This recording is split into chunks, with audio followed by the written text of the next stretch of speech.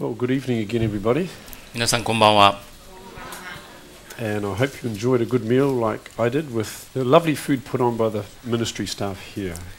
いつもですね、美味しいごちそうが用意されて本当に感謝しておりますけれども、皆さんも、お食事楽しまれましたでしょうか。Kenjo hasn't asked me to say this, but I'm going to say it anyway. 金城先生に言うように頼まれたわけじゃないんですけども、もう言っちゃいます。I want to say thank you to Kenjo and all the folk here for the wonderful hospitality I've had last week. 金城先生をはじめとする、皆さん、スタッフの皆さんのですね、本当に温かいもてなし歓迎をこの1週間本当に感謝しております。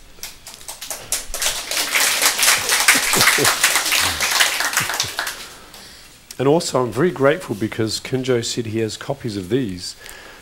この本のですね、がここに置かれているということも私は本当に喜んでおります。What we talked about in the last two sessions, the little horn and the beasts from Revelation 13. 昨日からの学び、小さい角、黙示録13章の獣についてですけれども、is covered very, very well in this book here. この本の中にですね、詳細にわたって説明がなされています。So make certain you get one of these. It's really, really good. ぜひ求められてください。What we're going to look at now is another prophecy. This is one that Jesus himself gave directly. It's Matthew 今晩勉強する予言はですね、イエス様ご自身が語られた予言であります。It's, you can see there, Matthew chapter 24.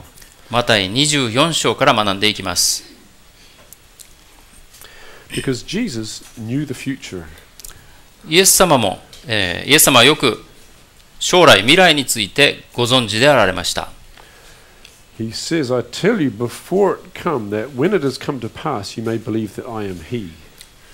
ヨハネの夜福音書でこのようにおっしゃっています。そのことがまだ起こらない今のうちにあなた方に言っておくと。And Jesus, in his prediction, Matthew 24, talked about great tribulation. そしてマタイによる福音書にですね、かつてなく今後もないような大きな患難について述べられています。And we want to understand this. What does Jesus tell us about this? これについて、この大きな患難についてイエス様は何と言っておられるのでしょうか。Now, let me share a little story from last year. 去年起こったことについてちょっと皆さんにお話したいと思います。We were in Egypt to do some more diving at the Red Sea. 紅海のですね、沿岸をダイビングして潜ってですね、調査をするために去年エジプトに行った時の話であります。And we went to go to the Cairo Museum where the chariots from Tutankhamun's tomb are on display. 古代のですね、ツタンカーメンのお墓の内部がですね、展示されている古代博物館に参りました。Now we've been here before, but we wanted to film inside here.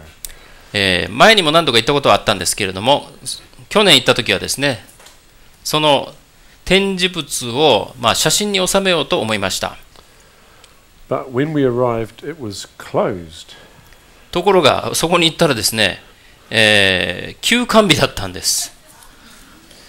And there was a truck here with riot police inside. そしてそこにですねトラックがありますけれども、日本でいうですね機動隊のような警察がそこに待機してたんです。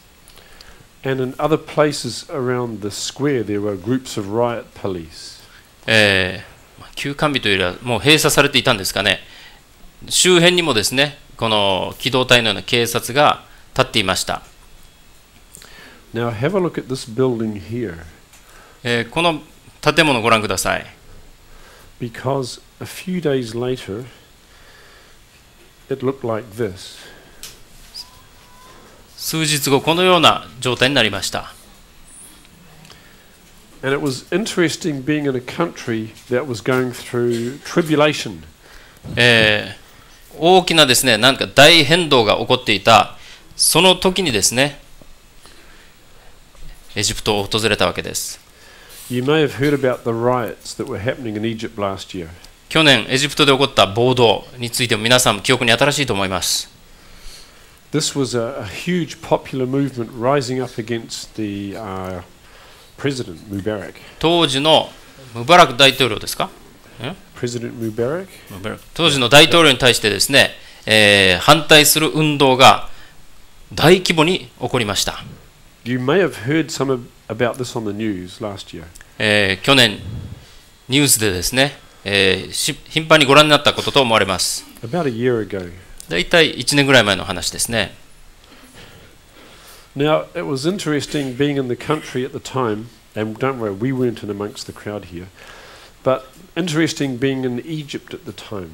その頃エジプトを訪れるというのはですね、興味深い経験でありました。Because the government, to stop this happening, began to close down the internet, shut down cell phones, to stop people organizing riots like this. 当時の政府がですね、このような暴動を防ぐために、インターネットを全部禁止して、そして携帯電話も使えなくして、いろんなですね、このような運動が人から人へと伝わっていくのをですね、できるだけ妨げたんです。We sometimes don't realize how much we rely on the internet and cell phones, etc., until we lose them. 実際にですね、今インターネットとか携帯電話とか当たり前のように使ってますけれども、今どれほど私たちがそういった、ものにですね依存しているか、失ってしまってから初めてわかるんです。Now, what was interesting, despite the government trying to stop this being organized, the protests got bigger and bigger and bigger. しかし政府はありとあらゆる手段を講じてこれらのですね暴動を押しとどめようとしたにもかかわらず、この運動はですね拡大する一方でした。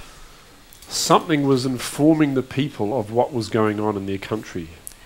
その時、その国でですね、何かがこの人々を、民衆を駆り立てていたわけです。Now, there's a clue in the next picture that might tell you what that was. See if you can work it out. 次の写真にその手がかりが写っているんですけれども、皆さんもよく考えてみてください。Can you see what it was? 何かわかりますよね。Satellite TV. 衛星アンテナ。はい。Yeah, satellite TV. Picking up BBC, CNN, BBC とか CNN とかですね、衛星放送を通じて受信していたわけです。Al Jazeera. アルジャジーラとかですね。Because the Egyptian government couldn't stop overseas corporations broadcasting from satellite. さすがに衛星から流れてくるその電波をですね、さすがの政府もですね、防ぐことはできませんでした。Now, we didn't stay in Cairo. 私たちカイロには滞在しなかったんですけれども、We went off to the other side of the Sinai Peninsula to go diving.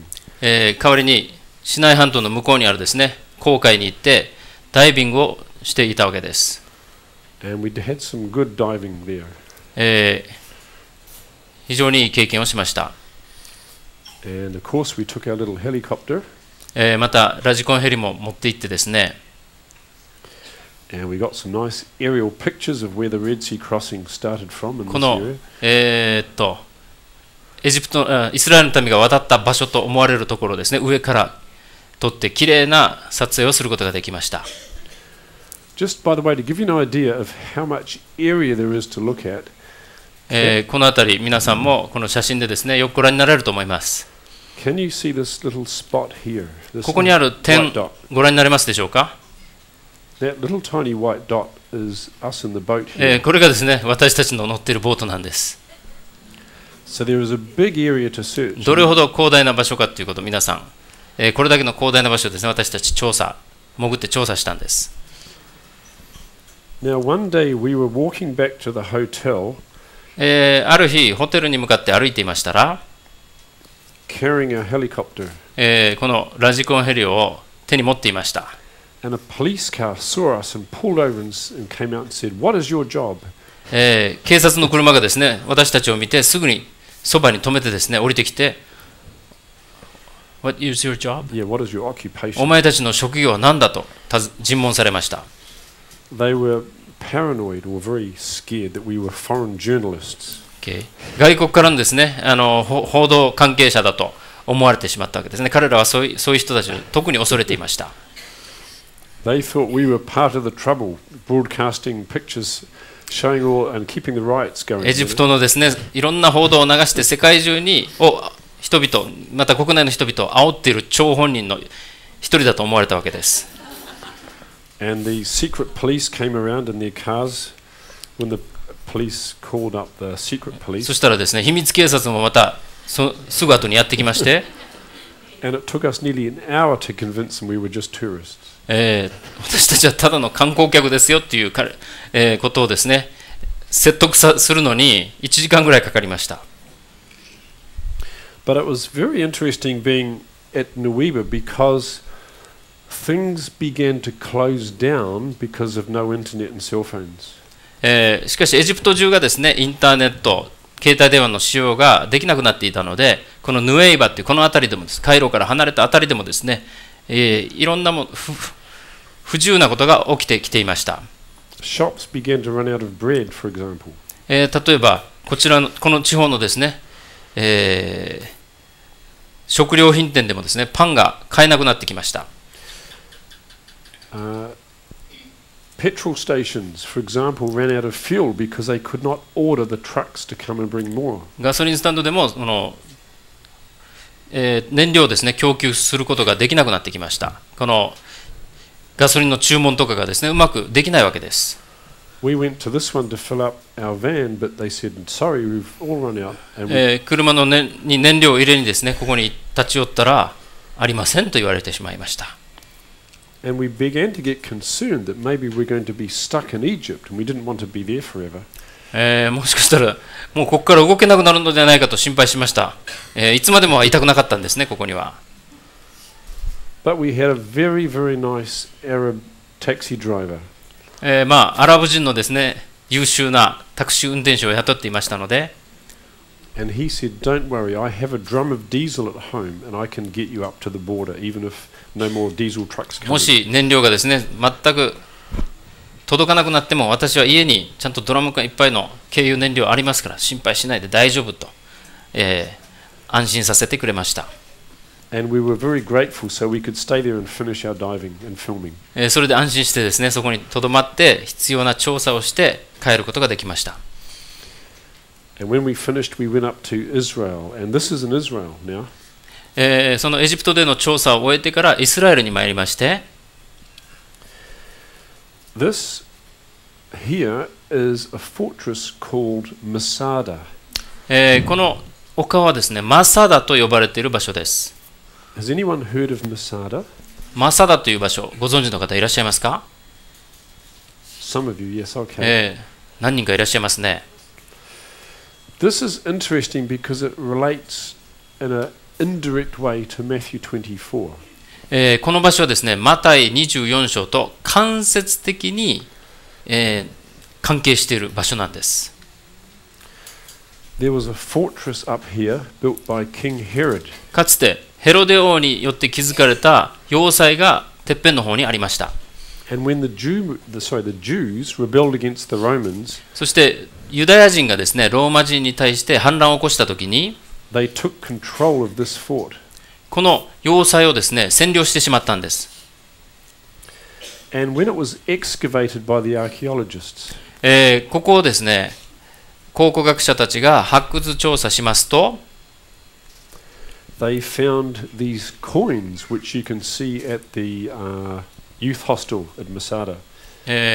このような貨幣が発見されたんです。今これマサダのユースホステルに飾られているものですけれども、And it says ancient coin from the time of the Great Rebellion, 67 AD. 古代の硬貨で紀元67年のものと書かれています。And the writing on the coin その硬貨にですね、書かれている says year 2 of ことですけれども、 Free Jerusalem. 自由エルサレムの2年って書いてます。So 1967 was their second year of freedom from the Romans. 紀元67年というのはローマ人からですね、自由になって2年目にあたる年でした。And we'll talk about this rebellion which started in the year before. 66 was the first year of そして their この rebellion. ローマに対する反逆が始まったのが紀元66年のことでした。So let's go back to the story of Jesus in Matthew 24. では、マタイ24章のイエス様のお話に戻っていきますが、Jesus was in the temple, イエス様は神殿におられました。and the Jews had been, the Pharisees, the leaders, had been resisting Jesus for 3.5 years. イエス様の交渉外中3年半にわたって特にパリサイ人をはじめとするユダヤ人の指導者たちがですね、イエス様の働きに、イエス様ご自身に、抵抗していました。They had been resisting his preaching, his teaching, his healing ministry, accusing him of being a deceiver.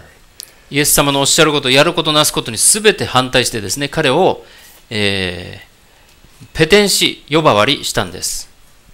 There was not much more that Jesus could do for these leaders that were so stiff-necked or hard-hearted. このような堅くなな指導者たちに対して、イエス様はですね、もう何もすることがおできになりませんでした。You can read his last appeal to them if you read Matthew chapter 23.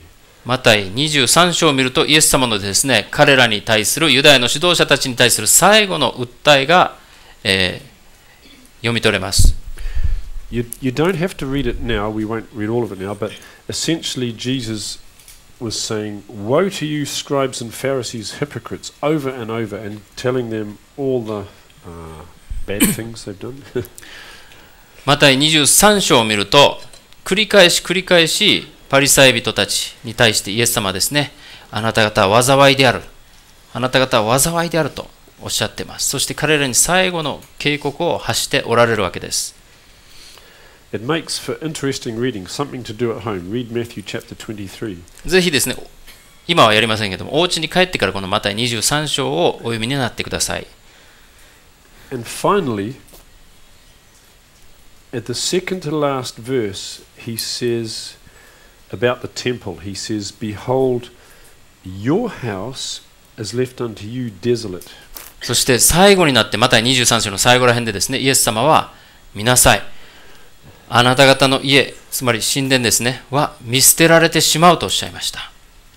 Now he was talking about the temple when he said your house. あなた方の家というのはエルサレム神殿のことですね。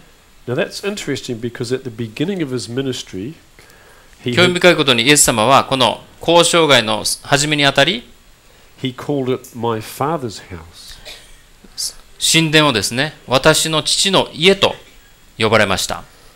But now he's saying it's your house. そしてこの時はですね、あなた方の家と呼ばれたんです。And it's desolate, it's empty, it's, worthless. そして全く価値なきものとして見なされました。Now to the Jews, or to Jesus' disciples anyway, this was horrific because the temple to the Jews symbolized that God was with them. しかし、ユダヤ人にとってですね、このエルサレム神殿というのは神様の臨在の象徴でしたから、弟子たちもですね、そのイエス様のお言葉を聞いて非常に恐れおののいたわけです。So we read in the very first verse of Matthew 24 that the disciples came to Jesus to show him the buildings, as if to say, how could you say this about the temple? そしてマタイ24章に入ってきて、弟子たちがですね、一節のところでイエス様のところに近寄ってきて、宮の建物にイエス様の注意を促したとあります。どうしてあんな恐ろしいことをおっしゃるんですかという訴えだったわけですね。History tells us it was a magnificent building. 歴史的に証明されていることですけれども、この建物は本当に優れた素晴らしいものだったそうです。Some of the stones were 20 meters by 2 meters, huge. その神殿建設に使われた石の一つあるものはですね、一辺が20メートル、そして2メートルという大きなものでした。And when Jesus began his ministry, it had 46 years of work spent on it to make it even more beautiful. イエス様がその働きを開始したとき、その美化のためにすでに46年も費やしていました。and they continued building it and making it more beautiful right up to only just 7 years before it got destroyed in AD 70. そしてその神殿がついに紀元70年に破壊されるその直前までですね、この宮の美化というのはどんどんなされていました。Interesting, if you get to Jerusalem, you can actually see some of the stones in the foundation of the Western Wall that are the size of a bus, huge. 今でもエルサレムに行くとですね、これらの石をいくつか見ることができます。本当にその巨大さに驚きます。Now, Jesus, after the disciples pointed out this magnificent building, said something that really shocked them. 弟子たちの言葉を受けてイエス様はですね、彼らにとってさらに驚くべきことを言われました。He said, "Do you see all these things?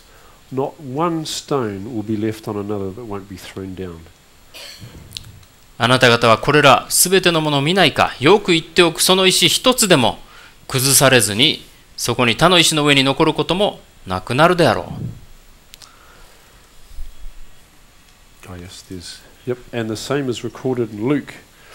ルカによる福音書にもこのことが書かれていますけれども、Not one stone left on another. 城内の一つの石も他の石の上に残しておかない日が来るであろうとおっしゃっています。Now later they crossed the valley and went to the Mount of Olives. それからしばらくして彼らはオリブ山に歩いていきました。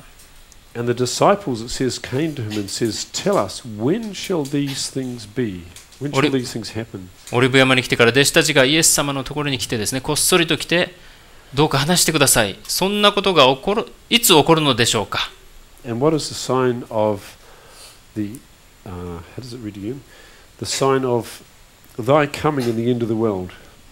あなたがまたおいでになるときは世の終わりにはどんな前兆がありますかと質問しました。The disciples believed that when the temple was destroyed like that, that would be the end of the world. It would have to 弟子たちはですね、イエス様のお言葉を聞いて、もう神殿が滅ぼされるときは、世の終わりに違いないと考えたわけです。They actually asked two questions thinking it was the same thing. 彼らは知らずしてですね、2つの質問をイエス様に投げかけていたんです。And Jesus gave one answer to both questions. その2つの質問に1つの答えで、返されたわけです。And this, the answer he gave is an amazing prophecy. その答えがですね、驚くべき予言だったわけです。It applies to when the temple got destroyed in the history up to his second coming. この神殿が破壊されることについての予言。And you can apply the whole prophecy again to the very last days. そしてこの地上歴史最後の時代にまつわる予言にも当てはめられる答えだったわけです。So we can read the whole chapter from a historical perspective and for a future perspective for us in our day. ですからこの24章の予言、歴史的観点から、そして未来の観点からですね、見ることができます。Only Jesus had divine wisdom to be able to do or give an answer like this. 天台の知恵をお持ちのイエス様だけがこのようなですね、答えを与えることができたと言えます。Oh yes, here we are. We've got the verses there. What's very useful is that it is also recorded not only in Matthew but also in the book of Mark and Luke 21. この時の様子がマタイによる福音書24章だけでなく、マルコ13章、ルカによる福音書21章にも記されています。And by comparing the different accounts of the same prophecy, you can actually learn some interesting details. 同様のことについて述べたイエス様の予言をですね、これらの3箇所から、読み見比べてみるとですね、非常に興味深い、さらに深い洞察が得られます。Because if something is not quite clear here, it is explained perhaps better by Luke or Mark. マタイではっきり読み取れない部分がですね、マルコ、ルカを見ると、もっと明確になってくる箇所があるわけです。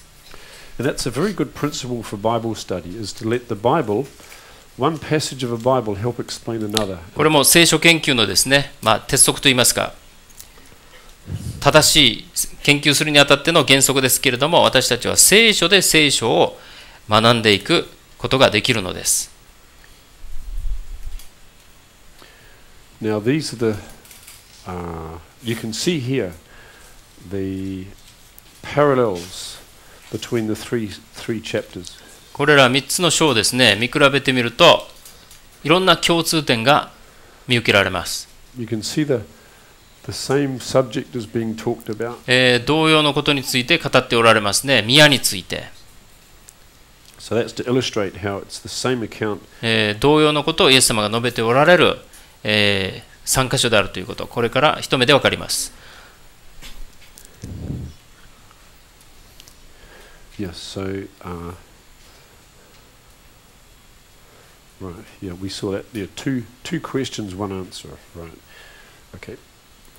So let's go through. This is the whole chapter of Matthew 24 in English, and I guess it's a whole section in Japanese too, which is good. マタイ24章ですね、英語と日本語に分けてここに並べておりますけれども、And we'll go through and pull out the 10 key steps or points leading up through the prophecy. 10。Yeah, 10 key. Oh, there's Okay. there. この予言をですね、10段階に分けてそれぞれの鍵となるものを見ていきたいと思います。The first section, verses 6 to 8, talk about wars and disasters. 最初に24章の6節から8節において戦争と災害について述べられています。In other words, man-made and natural calamities. 戦争というのは人間が起こすものです。災害というのは自然によって引き起こされます。The next section talks about persecution, God's people being persecuted. 次の箇所でですね、クリスチャンの迫害について述べられています。The next section talks about iniquity or wickedness abounding, abundant. さらに次の箇所で、この地球上にですね、さまざまな悪、不義、不道徳が満ちることについて述べられています。The next 1.5 verses says the gospel is preached in the whole world. 次の箇所で福音が全世界に告げ広められることについて述べられています。And the next part of the verse says after that the end comes. その次に終わりがやってくると述べられています。Then following this point, there's a whole section which talks about a signal to flee, God's people to run. さらに次の箇所で神の民がですね、見て、避難をすべきその印について述べられています。Then the next section says, then will be great. 大いなる患難が起こるということが述べられています。Then the next 1, 2, 3, 4, 5 verses talk about a false appearing of Jesus. 次の箇所で偽キリストが現れることについて述べられています。Then the next verse talks about tokens in the heavens or signs in the heavens of Jesus. 次の箇所で天に印が現れることについて述べられています。And then finally, the last two verses, Jesus' real coming. そして最後にイエス様が実際においでになられることについて述べられています。So there's the 10 steps, if you like, the 10 main key, what do you call them, sections or この points. 24章の予言ですね、10の段階に分けることができるわけです。We could illustrate it like signposts on a road. これをですね、道路脇にある標識に例えてみました。Signposts that both the disciples were to look for with the destruction of Jerusalem. 例えば弟子たちがですね、神殿の滅亡破壊について知ろうとするときに必要な道路標識。And signposts when we understand them that we can look for in our day. そして私たちの時代に私たちが、用いるべき道路標識として。Now, let's study this evening the historical understanding of this. まずこれを歴史的に理解してみましょ We can certainly see in our day that these are happening on a big scale. Wars and disasters are widespread even today. 私たちの時代に、この現代ですね、戦争や災害は世界的に至るところで見られるということ、誰もが分かりますよね。Oh, sorry. Apologies. Many wars are happening in the world, have done for many years. も Oops. ういつの時代にも近年にもですね、戦争は世界のどこかで起こっています。Famines have been with us for decades. もう何十年にもわたってこの地球のどこかでですね、飢饉があります。Pestilences, it talks about, we know about those. 疫病についても例外ではありません。Earthquakes seem to be more and more common every day. 地震もですね、年々増えていっているように思われます。And tsunamis have been happening on an increasing scale, it seems, recently. 近年になって津波もですね、もう日本をはじめいろんなところで起こっているわけです。大災害を引き起こしています。So let's go through carefully the verses and understand this for the disciples, and we'll learn lessons about what to look for in our day. これらの弟子たちに与えられたですね、イエス様の言葉を注意深く見ていって、私たちの時代のですね、参考としていきましょう。Notice this, the very first thing Jesus says in answer to their question. 弟子たちの質問に答えてイエス様が最初に言われたこと、ご覧ください。The very first thing he says, take heed that no one deceives you. まず言われたこと、人に惑わされないように気をつけなさい。Because deceptions will abound, and many will come saying there, how does it read there? なぜなら、多くの者が私の名を名乗って現れ、自分がキリストだと言って多くの人を惑わすであろう。How can we be sure that we won't be deceived? どうやって自分がですね、騙されないように、自分は騙されないと確信することができますか？ No answers? Well, the answer is here. 答えはここにあります。If we study this, we'll be, 聖書を研究しっかりと勉強するならば、欺かれることがないでしょう。Now, did deceivers come in Jesus' day? イエス様の時代に欺瞞者は現れたでしょうか？ And yes, there were many examples. 例はいくつもあります。Yeah, talks about, is it grievous wolves coming in? Is that the one? I can't remember. 私が去った後、凶暴な狼があなた方の中に入り込んできて、容赦なく群れを荒らすようになると言っています。And what's that one? Yes, this one here talks about in the early church, false prophets came. そして初代教会の時代にも偽預言者が現れたことがここに記されていますね。So deception was a big problem in the early church, and it's a big problem today. 初代教会においてもこのような欺瞞はですね、大きな問題であり、それは私たちの時代の問題でもあります。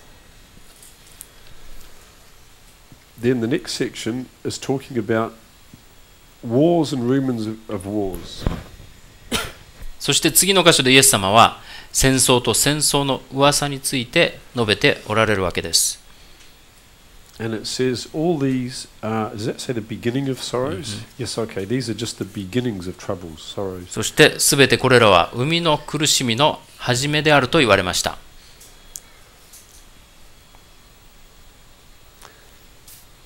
And he says, when you hear of these things, don't be troubled. そしてこうも言われました。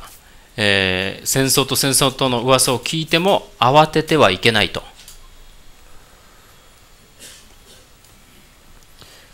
Now this, it says, there'll be famines, pestilences, and earthquakes as well. さらに、あちこちに飢饉、地震、ここにありませんけど、疫病も起こると言われているわけです。History records some big earthquakes in that region around about the time we're talking, shortly after Jesus came. イエス様がおいでになったすぐ後の時代にですね、このような場所、下に書かれていますね、右下にありますけど、このような場所で大きな地震が起こったことが歴史的に記録されています。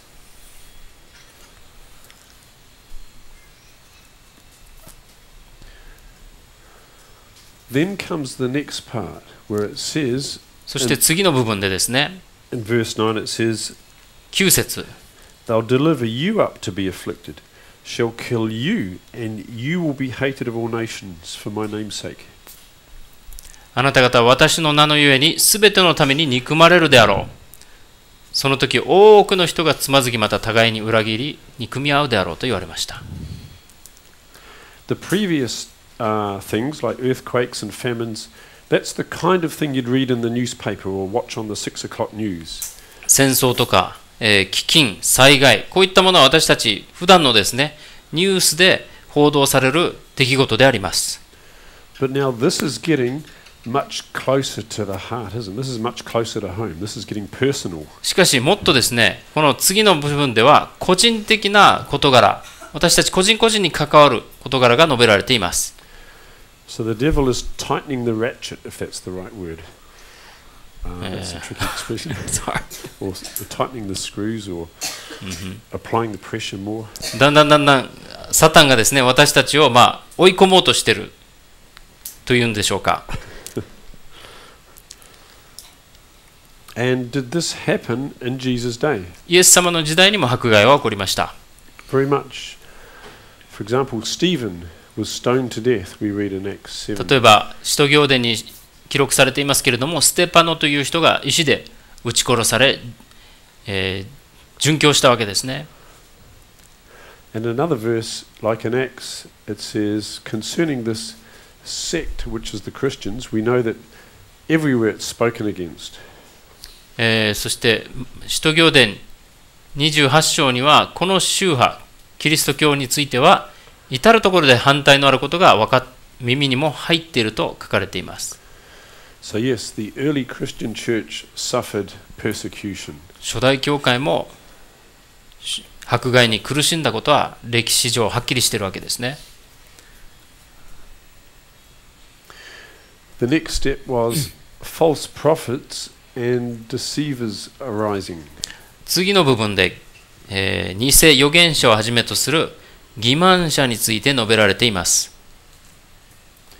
And verse 12 talks about iniquity abounding. 12節を見ると不法がはびこるとあります。But Jesus said, if you endure to the end, you'll be saved. しかし最後まで耐え忍ぶ者は救われるとイエス様は言われました。So obviously this abundance of iniquity makes it important to endure. The word in English is endure. It means keep going under pressure. 不法、不義がはびこり、多くの人の愛が冷えるときにですね、私たちの忍耐が要求されるわけです。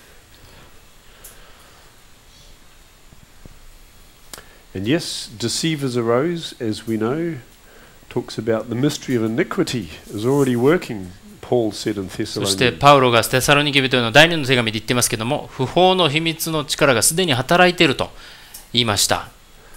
And Peter, wrong button. Peter talked about false teachers. ペテロもですね、ペテロの手紙の中で偽教師について述べています。これらの欺瞞者が初代教会にも、少なからずいたことがわかるわけです。And John said, even now there are many antichrists. ヨハネ第一の手紙、今も多くの反キリストがいると言っています。The next sign was the gospel of the kingdom preached in all the world for witness unto all nations. Then the end comes. 次にイエス様が挙げた印、サインですけれども、福音がすべての民に対して証しをするために全世界に述べ伝えられるであろうと言われているわけです。So the gospel went from Israel all around the world. イスラエルを中心に福音はですね、全世界に述べ伝えられました。And these are some of the verses. For example, it says, Your faith is spoken of throughout the whole world.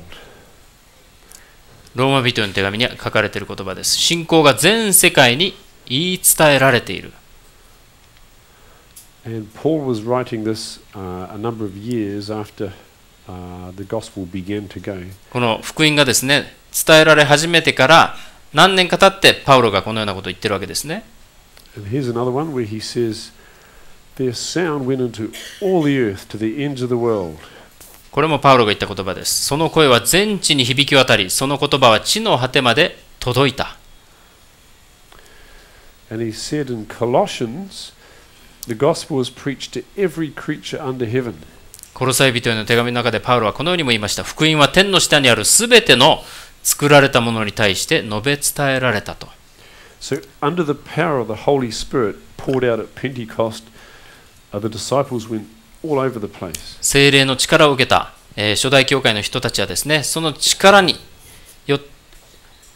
押されてですね、全世界に出て行って福音を述べ伝えたわけです。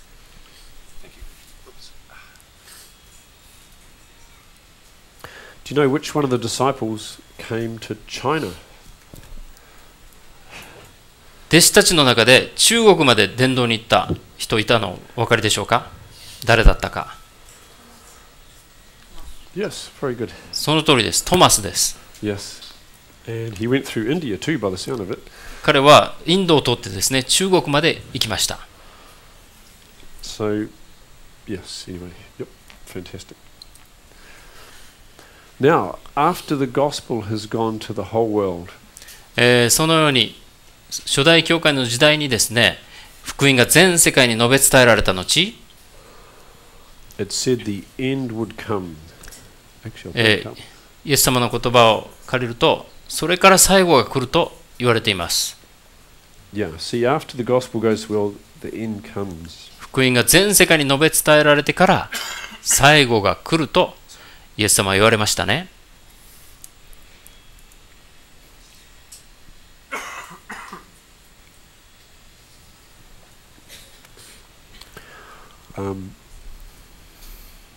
So Jesus said, when you see, in English says, the abomination of desolation, spoken of by Daniel, stand in the holy place, then flee to the mountains.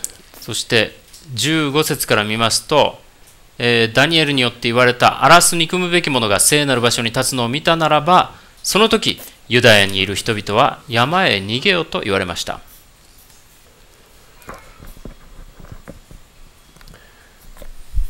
Now, what does the Bible mean by,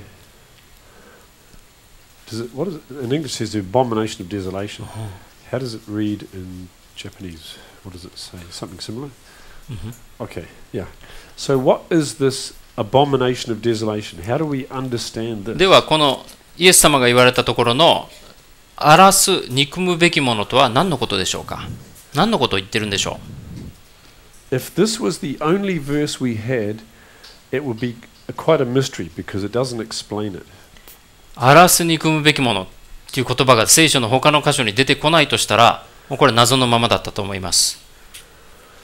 But when we compare Matthew 24 with Luke 21, we can start to understand what this is talking about. しかしですね、マタイ24章をルカ21章と比べると、もっとはっきりしてきます。There we are. Can you see the connections here? この両方の聖句の、共通点ご覧になれますでしょうか？ Based on comparing these two chapters, can you start to see what the abomination of desolation is? これらの2つを見比べてですね、よーく見比べてみて、この荒らす憎むべきものが何であるか、理解に至れますでしょうか？ Matthew 24 said, When you see the abomination in the holy place, then flee to the mountains. マタイ24章では、荒らす憎むべき者が聖なる場所に立つのを見たならば山に逃げなさいとおっしゃいました。Luke said, when you see the armies, which were Roman armies, surrounding Jerusalem, that's the sign to flee. ルカによる福音書では、エルサレムが軍隊に包囲される、軍隊というのはローマ軍のことですけれども、軍隊に包囲されるのを見たならば山へ逃げようと言っています。So we can use a little bit of logical deduction. 論理的にですね、消去法で見てみましょう。This is what the people were to look for. 荒らす憎むべきものが何であるかということですけれども、And this is what it would be doing. それが何をしているかという点ですね。And this is where it would be doing it. その場所。Can you see how Matthew, Mark, and Luke all parallel, and it helps explain what the abomination of desolation is? マタイ、マルコ、ルカ、どちらもですね、この荒らす憎むべきものについて述べているんです。I hope that's この共通点ご覧になれますでしょうか？ Is that understandable? Is that clear? はっきりわかりますでしょうか？共通点。Okay, if you have any questions, come after and we can explain it more carefully. まだ疑問をお持ちの方はですね、後で私のところに来てください。もっと詳しく説明したいと思います。But the bottom line is, the abomination of desolation was the Roman army. しかし結論を言いますと、荒らす憎むべきものとはローマの軍隊のことであります。Now Jesus had predicted this in Luke chapter 19. そのことをイエス様はルカによる福音書19章で、予言なさいました。When he talked about the armies compassing round about. こうおっしゃいました。いつかは敵が周囲に塁を築き、お前を取り囲んで四方から押し迫ると。And it says, keep thee in on every side. In other words, it was a siege. A siege. 四方から押し迫るということは、包囲をするということですね。町を取り囲むということです。And that's what the Roman army did. They came and surrounded Jerusalem and kept all the Jews trapped like in a siege. Yep. 確かにローマの軍隊はですね、エルサレムにやってきて、町をですね、周囲を取り囲みました。包囲したわけです。Now, Jesus had said in verse 15 that this was spoken of by Daniel the prophet. さらにイエス様は、荒らす憎むべきものについて、ダニエル書に書かれているということを15節で言っておられます。So where do we find this in the prophecies of Daniel? ダニエル書のどこにそれを見出すことができるでしょうか？ And we find it in chapter 9 of Daniel. ダニエル書9章に見ることができます。And you'll see the connections here. Hopefully we've got the equivalent. Yes. 共通点ご覧になれますか？ This is, I assume this is Matthew, is that right? And this is Daniel. Okay, and you should see the connections.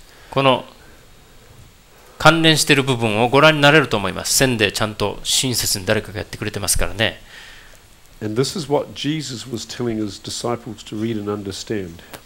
イエス様は弟子たちに向かってこの聖句をですね、読んで理解しなさいとおっしゃってるわけです。I hope it's clear anyway. Should be. Okay. Now, when the Roman army was seen surrounding Jerusalem, そしてローマ軍が攻めてきてエルサレムを取り囲んだときに、Jesus said, then flee to the mountains. その時、山に逃げなさいとおっしゃいました。He said, don't come down to get anything out of your house, just go. もう家にあるもの何も取らない、とにかく急いで出て行きなさいとおっしゃったわけです。Now, here's a puzzle.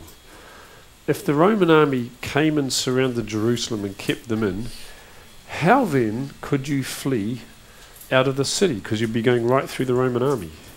ここで謎です。謎好きですね。ローマ軍がやってきてエルサレムの城壁を取り囲んだとするならば、どうやって山に逃げることができたんでしょう。町を出てですね。お分かりですか？ Jesus' sign to escape from Jerusalem was when you're surrounded by the army that's come to attack you. You know, it says, 攻撃にやってきて町を取り囲んだ。それが実際に起こったら山に逃げなさいとイエス様はおっしゃったわけですね。that seems like a sign that would be too late to look for. Surely you'd need an earlier そん warning. なの手遅れじゃないかと思われませんか？ And yet that is what Jesus said. しかしイエス様は実際にそうおっしゃったわけですね。The question is, how do you flee when you're surrounded? 町を敵軍に取り囲まれてどうやって逃げたらいいんでしょ And history tells us what happened. う。しかしこのような歴史的記録が残ってるんですね。This is from the historian Josephus. 歴史家ヨセフスが書いた記録です。After the Romans had surrounded Jerusalem, ローマ軍がエルサレムを取り囲んだ後に this is what happened. このようなことが起こりました。Do you want to read that? その時セスチウスがその軍隊を撤回した。彼は何の恥ずかしめを受けることなく、世に例を見ないような撤退をした。Now, how did Jesus know this was going to happen? イエス様はどうしてこういうことが起こるのをご存知だったんでしょう。Because he had a connection with his Father. イエス様は天の神様と常に関係を保っておられたからであります。And this gave the Christians inside, it had given them the sign the Romans had come, then they backed off, and this gave them the chance to flee. ローマ軍がやってきて町を包囲する。これが印です。その後でですね、ローマ軍が一度撤退してるんですね。その時こそ彼らは町を逃れることができたわけです。Now Jesus says, flee into the mountains. 山へ逃げようとイエス様はおっしゃいました。So what happened is the Romans withdrew. ローマが撤退した時に何が起こったかと言いますと、Previously, the Romans had cleared the land of anyone that would be wanting to hinder the Christians, like some of the aggressive Jews. So the Romans had cleared the land. If you follow that. They cleared the land. Well, by the Roman army coming through, they chased all the aggressive Jews away. Okay. If you follow that. ローマ軍が攻め入ってくる時ですね、その道に立ちはだかる、好戦的なユダヤ人をみんな蹴散らしてしまいました。And then, when the Romans withdrew, それから町を取り囲んで一度撤退した時、history tells us that many of the Jews in Jerusalem then chased after the Roman army.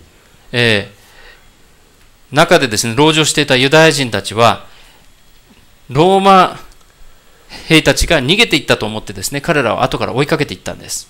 So the Christians were totally unhindered to leave Jerusalem. そのような状況でクリスチャンたちはですね、何者にも妨げられずに町を出ることができたんです。And history tells us that they went to a place, a town called Perea in Pella. ペラのペレアというところに多くのクリスチャンが逃れたという歴史的記録があります。Which, by the way, is here. この辺りですね、ちょうど。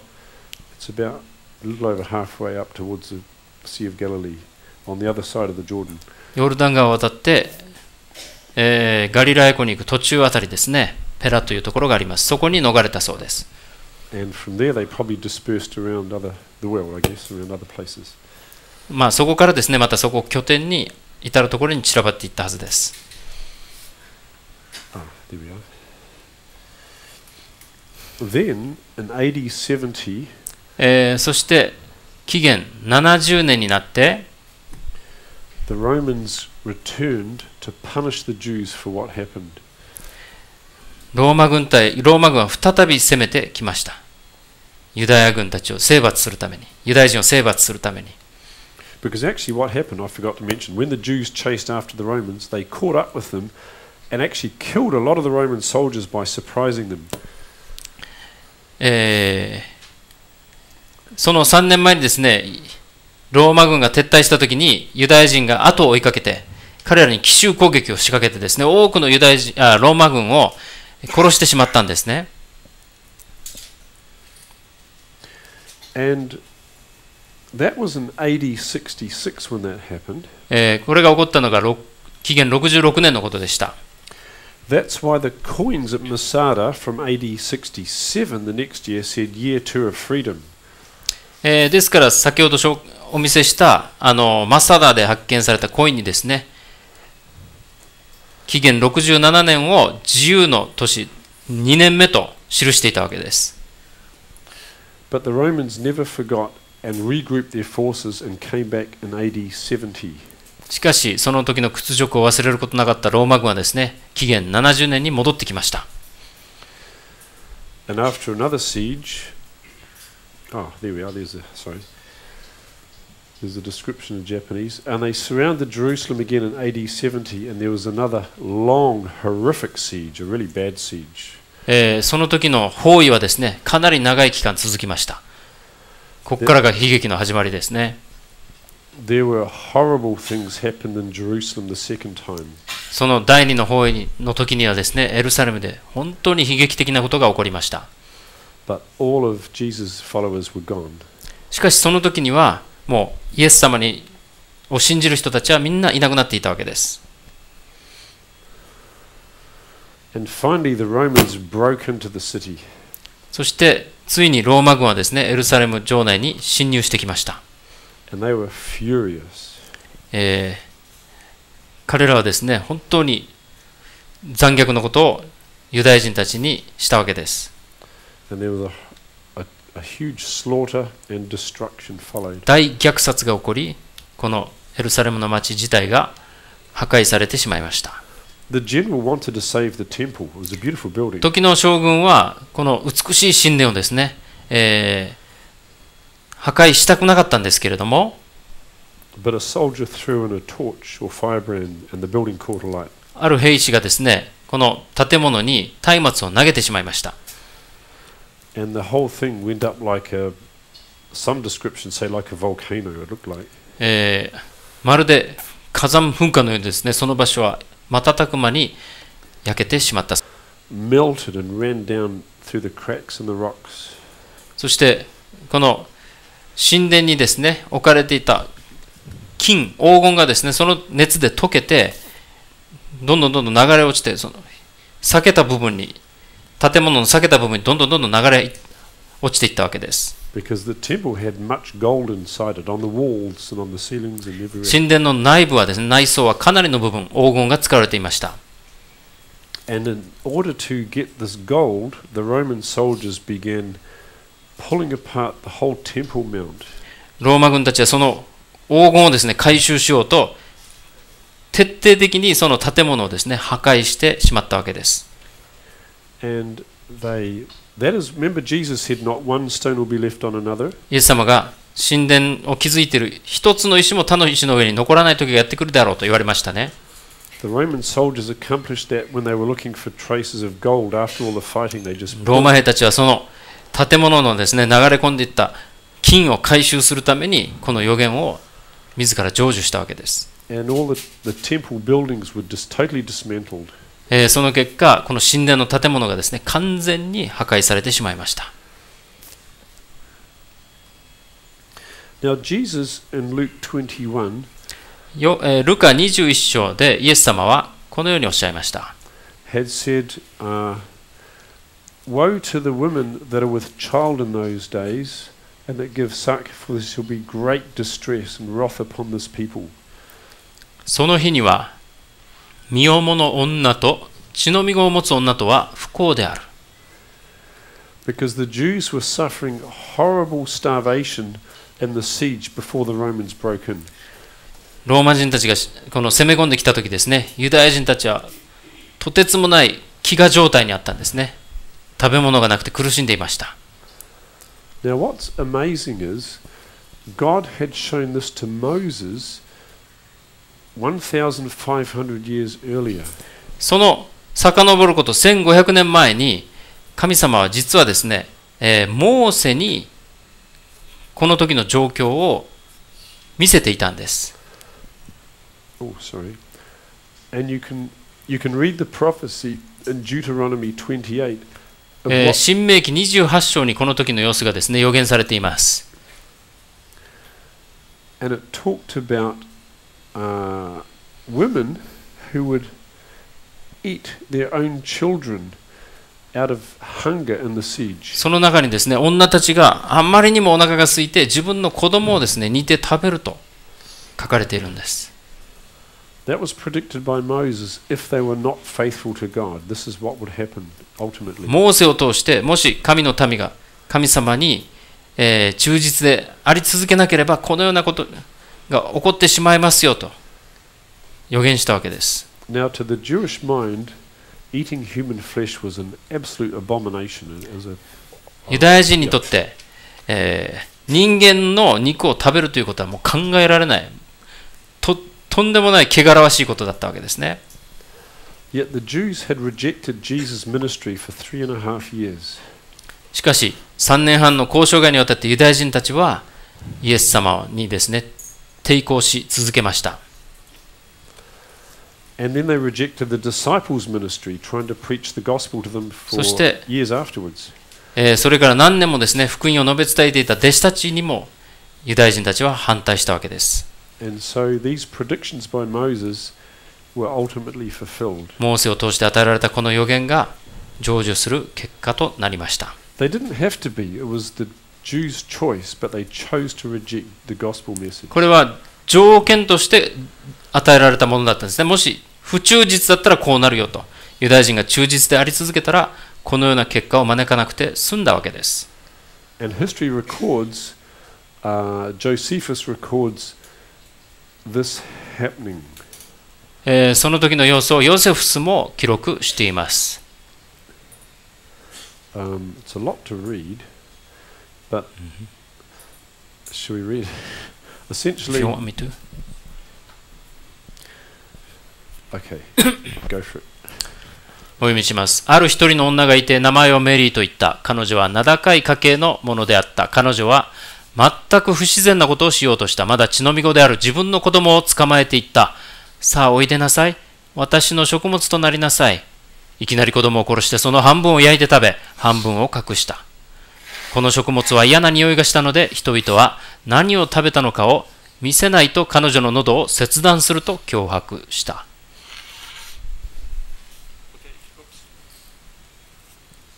I read it fast. Very good. Yes, keep going. Very good. Is that? This one. OK。Yep. 彼女は言った。これは私の息子です。私がやったことは私自身の問題です。さあ、食べてみなさい。私自身でしたのです。自分たちは優しそうな女、あるいは母親だと見せかけないでください。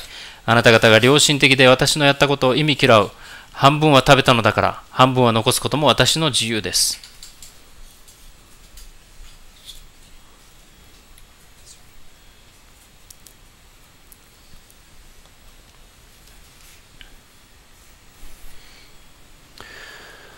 Pretty horrible record, and there's probably a lot more than just one. This is one illustration. これはまあ一つの例ですけれども、本当に身の毛もよだつような光景ですね。Because apparently the siege was horrible and affected the whole city. この長い包囲にわたってですね、籠城中のユダヤ人たちの中で、このような悲劇がですね、頻繁に起こったわけです。Britannica estimates there was maybe up to 1 million Jews died in this destruction. このエルサレム滅亡の中でですね、殺されたユダヤ人、死んだユダヤ人が100万人はいたと、ブリタニカ百科事典に記録されています。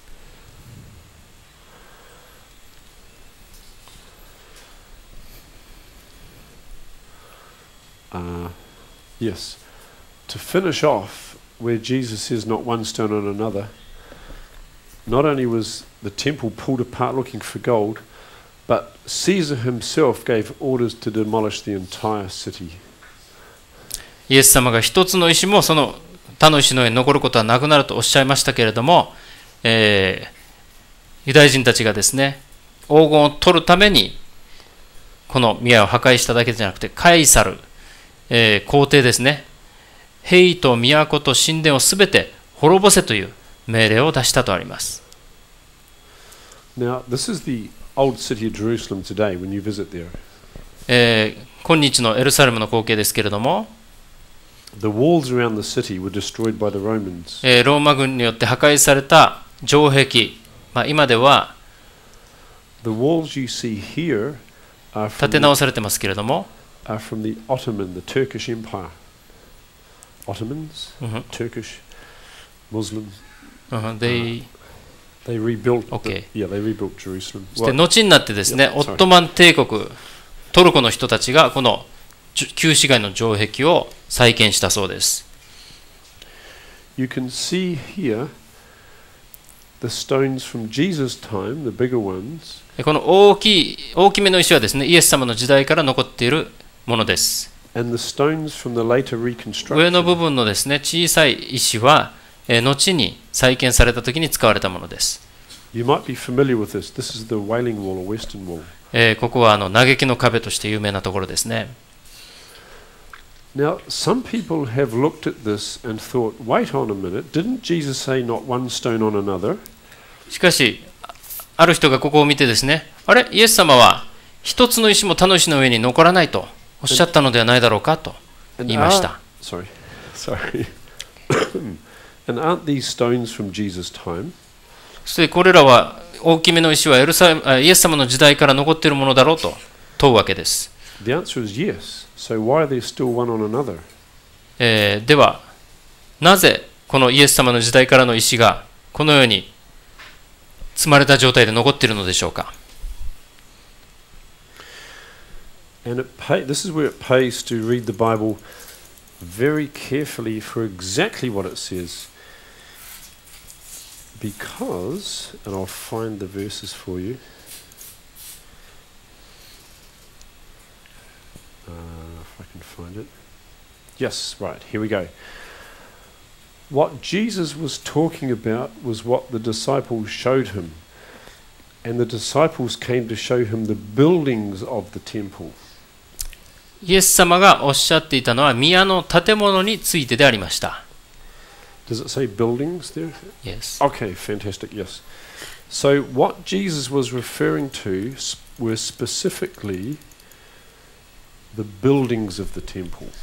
この宮の建物について弟子たちがですね、見るように促されて、弟子たちから促されて、宮の建物についてイエス様は予言をなさったわけです。And the temple buildings are up here, probably in the same area as this dome. このこのドームがですね、ある、あたりに神殿があったと思われます。And they all got pulled to pieces and totally dismantled. その内部の神殿部分はですね、完全に破壊されて何も残っておりません。This is not the wall of a building. この部分は建物の壁ではありません。It's simply a, what would you call a retaining wall? 城壁ですよね。Okay. この都自体を守るための、防御するための壁でした。And if Jesus was standing up on this platform with his disciples, イエス様は弟子たちとしてのあの辺りに立っておられて、and Jesus said, "See all these stones." これらの石を見てごらんなさい。They wouldn't even be able to see these. They weren't talking about these. They couldn't even see them. その内部に立っておられたイエス様たちはですね、この外にある城壁の石は見えもしませんでした。So don't let anyone say Jesus' prediction failed because of the Western Wall. This is not temple building walls. ですからイエス様の予言がですね、失敗したわけではありません。イエス様はあくまで内部の神殿の建物に積まれている石について言っておられたわけです。Okay. Right.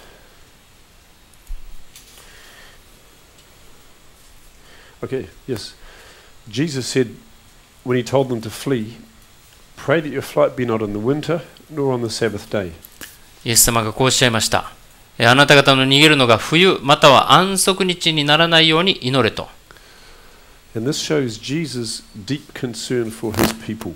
これはイエス様のですね、神のご自分のために対する関心、配慮を示しています。Because obviously winter would be very cold and wet. 明らかに冬はですね、寒くて、非常に困難なわけです。Neither did Jesus want his people fleeing on the Sabbath day. しかもイエス様はこの安息日にですね、この避難が行われるのを望まれませんでした。Now here's a little challenge something that challenges many people. いろんな人がですね、いろんなチャレンジを過去においてしてるんですけれども、これもその一つです。This happened in AD 67. このことが67? Yes. Not 66. Sorry, you're right. Sorry. Thank you. Okay. You're right. 66. 紀元66年にこのことが起こりましたね。Well done.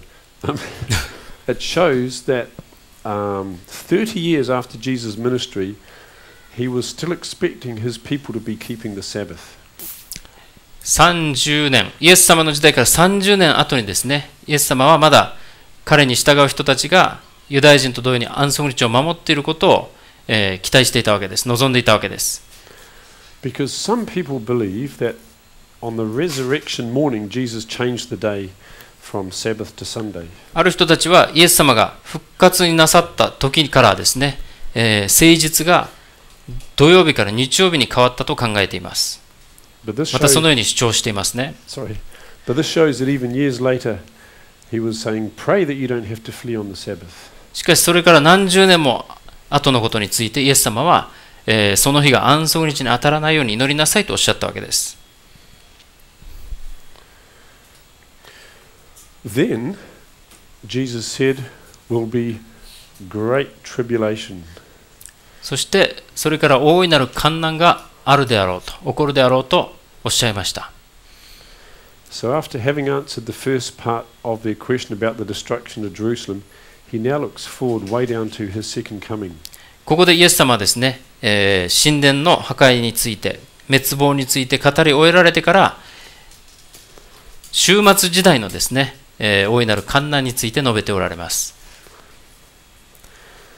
Now, some have wondered if this great tribulation was the troubles that happened in Jerusalem city when the Romans surrounded it. この大患難はですね、エルサレムが包囲されて、その時に起こった悲劇について述べたものではないかという人がいます。But as awful as that was, that is not the great tribulation. 確かに悲劇的なことが起こりましたけども、その出来事は大患難ではなかったんです。And we'll explain how, we'll explain why that's the case. 今から説明していきますけれども、Jesus said, イエス様はこうおっしゃいました。Except those days be shortened, no flesh would be saved. Have you got the Japanese? I haven't got the Japanese. これらの期間が縮められなければ、救われる者は一人もいないであろうと言われたんですね。Sorry, I'm just trying to figure out what we got here. It says, but for the elect's sake, those days, this is the days of the tribulation, will be shortened. そして先民のためにこの患難の時代が縮められるであろうとイエス様は言われました。Now you might have to translate this. 患難の期間がですね、縮められると言われました。So this great tribulation was going to be shortened for the sake of his people. Why don't you click one more time? Okay. The other side, I guess. The other way. Okay, I'll go back. So that's that. The other way. Yeah. If I go back, it just removes these ones. Yeah, right there. That one? Yeah. Oh, okay. This is the one. Oh, good. Sorry. その期間が縮められないなら救われる者は一人もいないであろう。しかし、先民のためにその期間が縮められるであろう。So is this bit here, is that these points, is it? Yeah. Oh, okay, fine. So we can explain it from there. Very good. Okay. So does that cover these three here? Does it mention followed by the sun, sign in the sun, moon and stars? No, it's not there. 1, 2, 3. Okay. No, 1, 2, 3. Okay, not to worry.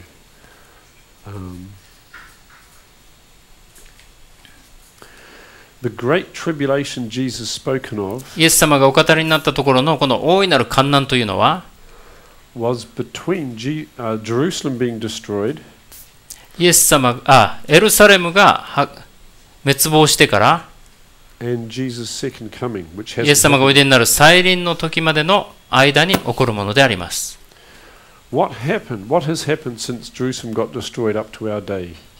エルサレムが滅亡してから私たちの時代までどのようなことが起こってますか？ There was what we call the Dark Ages. 暗黒時代と呼ばれる恐ろしい迫害の期間がありました。Where there were centuries and millions of people being tortured for their faith. 何世紀にもわたって何百万もの人たちがですね、信仰のゆえに殉教の死を遂げました。This is the great tribulation Jesus was referring to. イエス様はですね、この時代のことを大患難とおっしゃったわけです。And the church responsible for those abuses have acknowledged about the terrible evils that have been done. この患難の引き起こした張本人である教会もですね、こういった悲劇的なことを責任を認めて、謝罪をしているわけです。This is Pope asked for pardon for old wrongs. かつての誤りに対して、許しを請うているという記事があります。Oh, there we are. There's the heading. Good.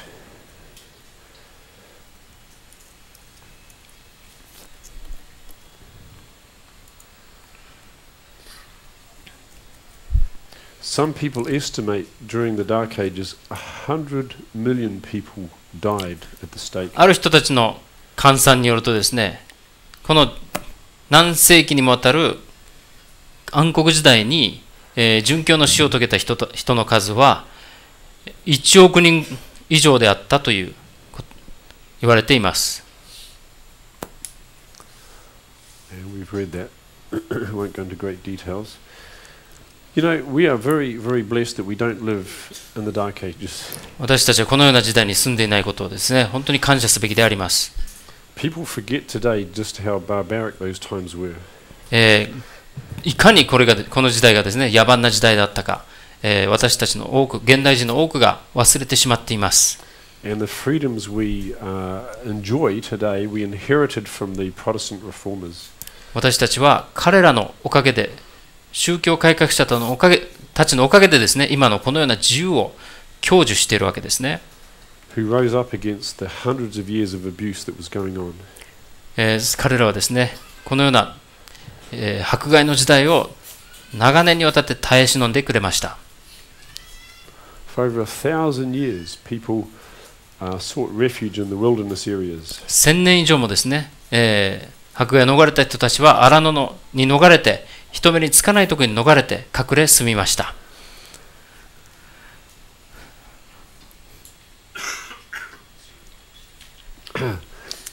And Jesus said, except those days should be shortened, no flesh will be saved. But for the elect's sake, those days would be shortened. そしてイエス様がおっしゃいました。その期間が縮められないなら救われる者は一人もいないであろうと。しかし先民のためにはその期間が縮められるであろう。And what ended this centuries of persecution was essentially the Protestant Reformation. そしてこの迫害の最中でですね、プロテスタント宗教改革運動が起こりました。When sufficient people rose up and protested, こういった人たちがですね、立ち上がって、ローマの教会に抗議を始めたわけです。The Reformation wasn't an attempt to make a new church, but to reform the old church. この改革はそもそもですね、新しい教派を作るためのものではなくて、教会内を改革することが目的でした。A lot of measures were taken to stamp out the reformers and prevent their teachings from being spread. Pardon me? A lot of... This part there, maybe? I don't know. Anyway. 宗教改革者、その教えを踏み潰す手段が取られた。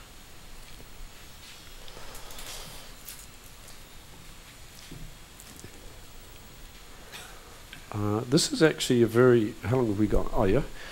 This is from Encyclopedia Britannica, and they summarize very nicely what spurred on the Protestant Reformation. 宗教改革の起源について、実に見事にですね、このブリタニカ百科事典に記されています。Do you want to read that? Go on, give it a go. お読みします。策略とそして政治的操作と教会の権力と富の結合が教会の霊的力を破壊するようになった。免罪符の販売、さまざまな異物、聖職者たちの腐敗が信心深い者たちを食い物にし、教会の霊的権力を蝕んでいった。So you can see we're not making this up. This is recognized by major encyclopedias. This is well understood. このことがですね、百科事典に書かれているということは一般にこのような理解がなされているということであります。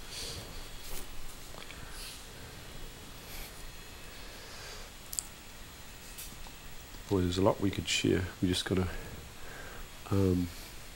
Yeah, this talks about many individuals. Peter Wallo, John Huss, John Wycliffe addressed abuses centuries before the Reformation began. It had been going on for centuries, it says. This is in Britannica as well. これもブリタニカからの引用ですけれども、宗教改革は前例のないものであった。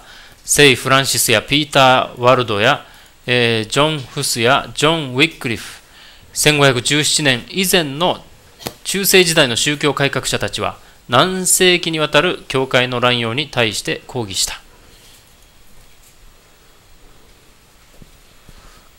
This is a really good point. Can you read that one? It's a これも really good point. 非常にいい記録ですのでお読みします。以前の宗教改革者たちと際立っていた宗教改革者はルターであった。彼は以前の宗教改革者たちは教会生活の腐敗を攻撃したが、彼はさらに神学問題に矢を向けた。教会の救いと恵みの教理のルーツに矢を向けた。聖書だけと行いによるのでなく、信仰による義人を説いた。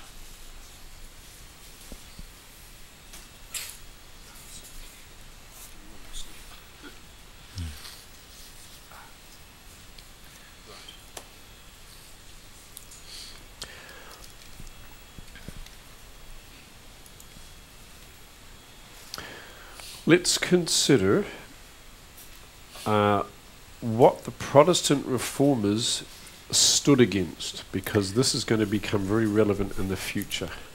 プロテスタント宗教改革者たちが、何に対して抗議したか見ていきましょう。They stood against the alliance between the church and the government.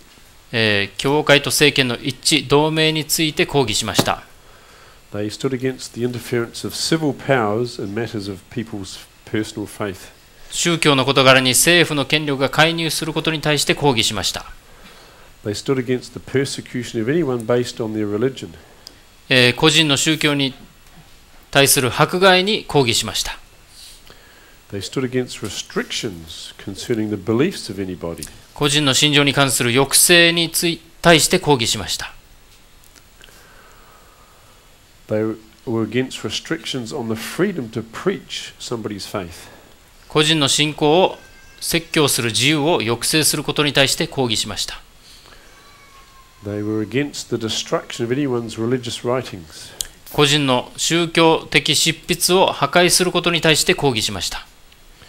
They were against someone claiming authority over the conscience of someone else. 他人の良心に立ち入る権威を持っていると主張することに抗議しました。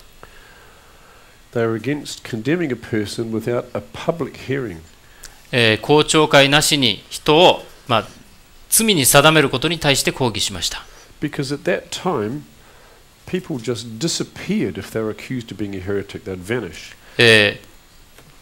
異端の嫌疑がかけられた人たちがですね、当時次から次へと行方不明になっていったんですね。いなくなっていったんです。And they were tortured in some dark dungeon somewhere. あるところでですね、捕らえられて、牢屋に入れられて、拷問にかけられて、ある人は殺されていったわけです。You know, we find in oppressive regimes today, like is it Syria and maybe Libya before, the war they just had, the same thing. People just vanish and get tortured somewhere. 近年にもですね、シリアとか、あるいは最近のこの崩壊したリビアなどでこういうことが実際に起こったという証言があちらこちらにありますよね。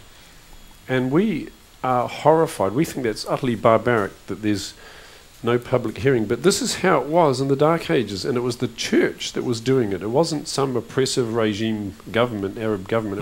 It was the church doing it. 昔起こったこととはいえ、これは教会がそういう行動に出てたわけですね。何らかの過激な政府がですね、行っていたものではありません。当時は教会がやっていたんです。And so the reformers said, don't condemn anyone without a public hearing, so everyone can listen what's going on.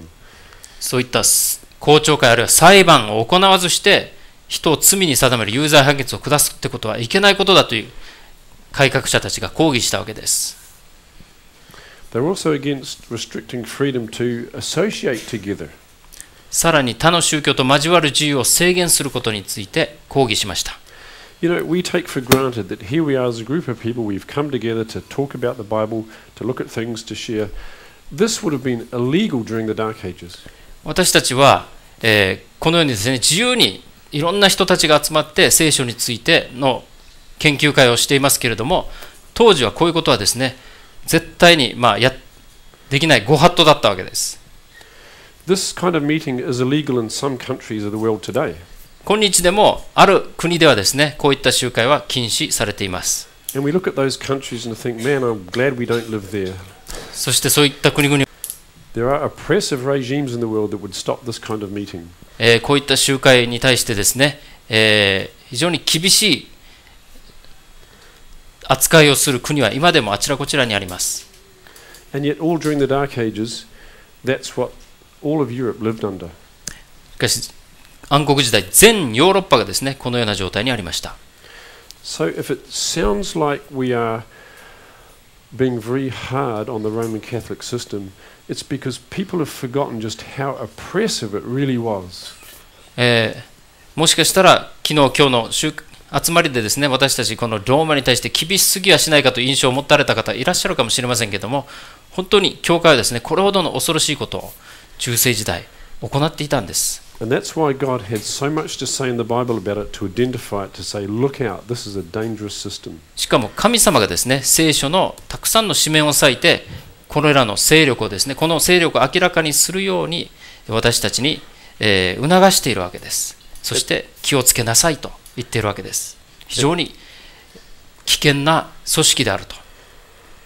It purports to be Christian, but in reality it's very oppressive. 外面はキリスト教を装っていても内部はですね、非常に残虐な攻撃的な性質を帯びているということ。So the Protestant reformers' teachings literally stirred the world, set the world on alight, on fire, saying, yes, we need to その change. 宗教改革者たちの教えがですね、当時の全世界に、火をつけることになりました。And there was a lot of bloodshed when they fought for these principles we just talked about.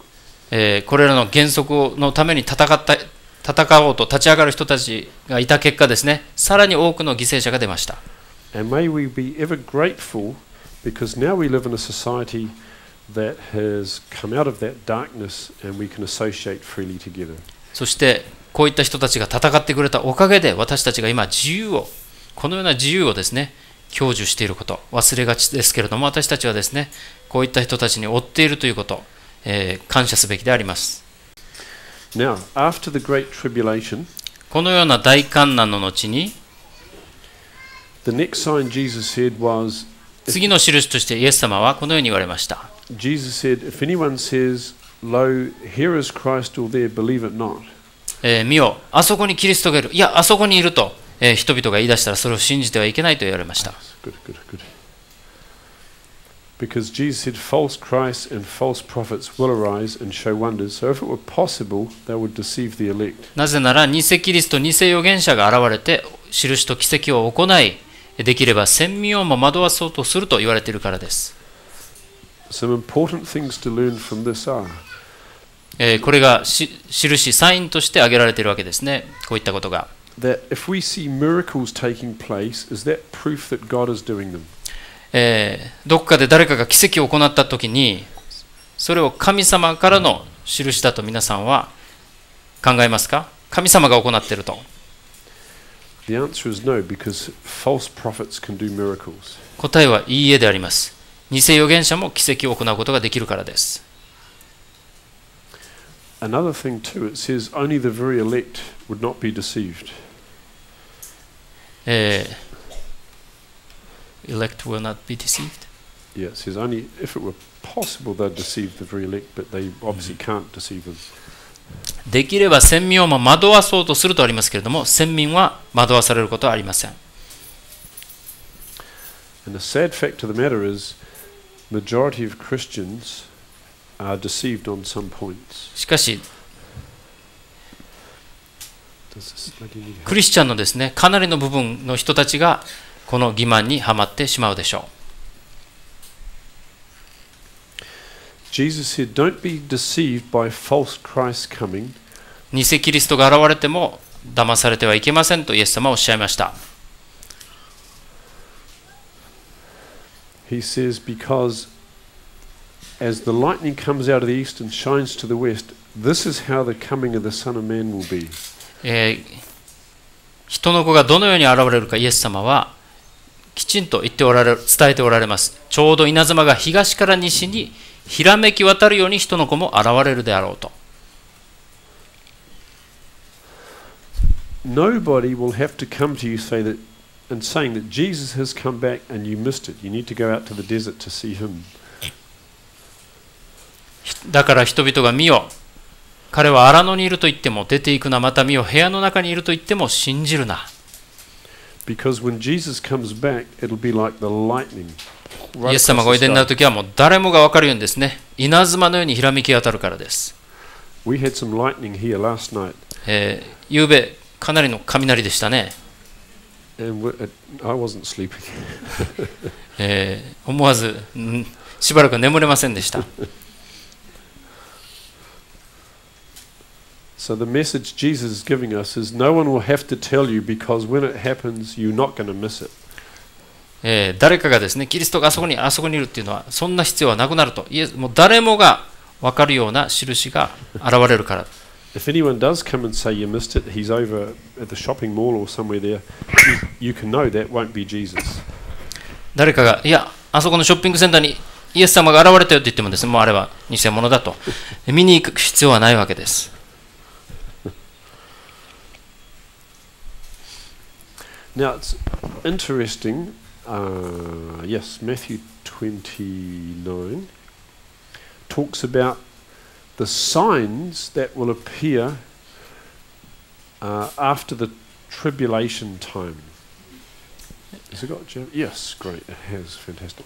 そして患難の後に日は暗くなり、月はその光を放つことをやめる、そういった天体の印について述べておられます。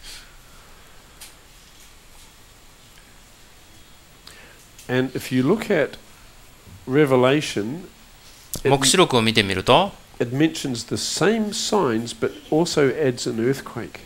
同様の印について述べていて、さらにですね、地震という情報が加えられています。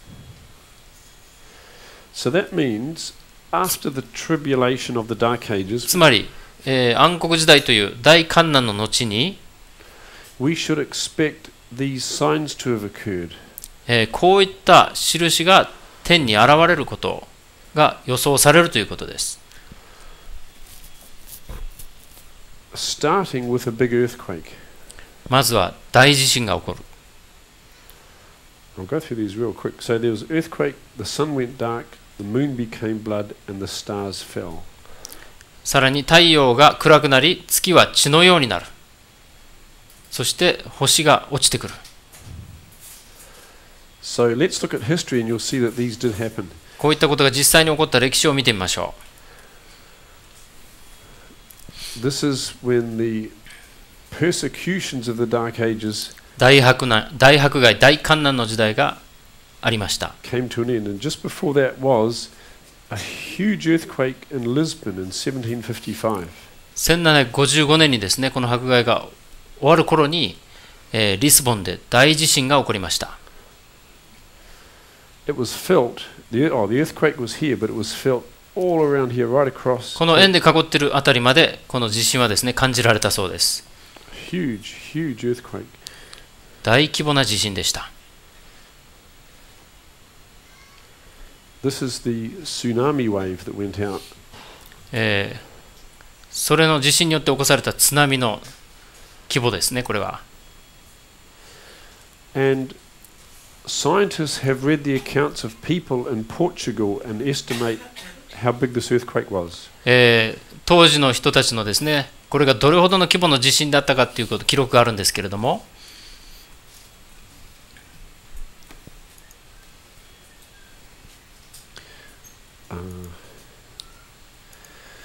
based on the time it took to hit and how big the waves were, this man has estimated how much seabed moved to cause a big tsunami like that. この津波の結果ですね、どれほどの、海底がですね、動いたかということをこの人が計算したんですけれども、He estimates that 600, I think it's 600 kilometer diameter 直径600キロにわたっての範囲で dropped 30 meters to 30メートル陥没したってことですかね、海底が。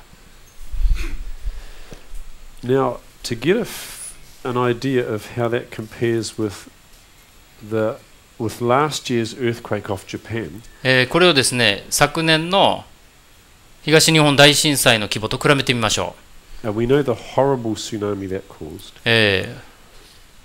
去年、あのようなですね、恐ろしい津波が起こったわけですけれども、scientists have estimated the Japanese tsunami was an area 500 kilometers by 100 kilometers. 100キロ、500キロ、100キロ、このような、面積のですね、範囲内でこの被害が起こったそうです。Rose by 7 meters. What rose? Yeah, lifted up. The seabed lifted up 7 meters. Seabed. Bottom of the sea. Oh, is that? そして海底がですね、7メートル上がったと言われています。Does that make sense? That's why I'm reading the English part here.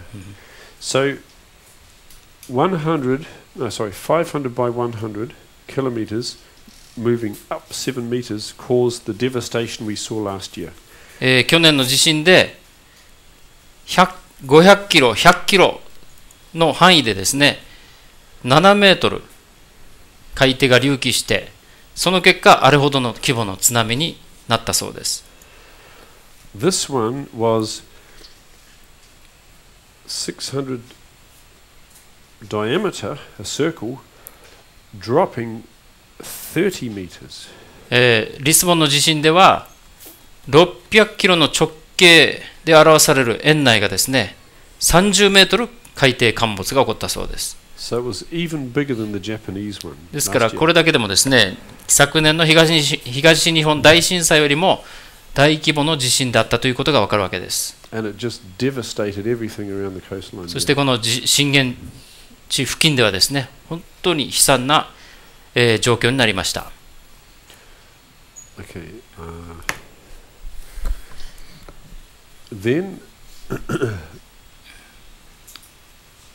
after the tribulation, the sun will be darkened. 太陽が暗くなると言われてますけれども、And the moon wouldn't give her light. 月も光を放つことをやめると。And the stars would fall from heaven. そして天から星が降ってくるという印が言われているわけですが、Real quick summary. There was a dark day in 1780 which they to this day 1780年に暗黒日と呼ばれる出来事が起こりました。and the moon was a strange color. 月もですね、奇妙な色に変わりました。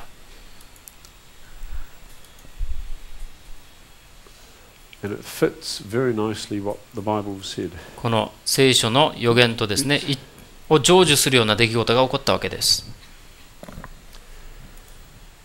Then, the Bible said the stars would fall from heaven. さらに天体が降ってくることを聖書は予言しています。And this happened in 1833. 1834年に実際に起こりました。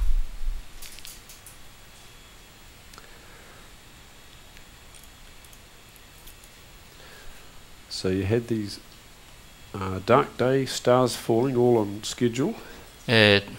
暗黒日が起こり、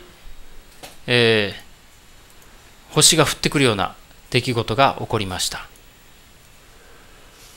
And people estimate nearly 250,000 meteors, shooting stars, were visible at any one time.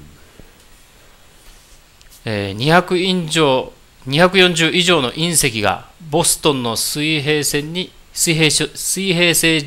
上に見えたと計算されています。And the very next thing after that mention, そういったことが言われた後でですね、is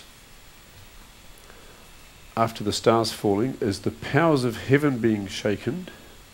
天体が揺り動かされると言われました。And then Jesus will appear in the heavens. それからイエス様が天に現れると予言にあるわけです。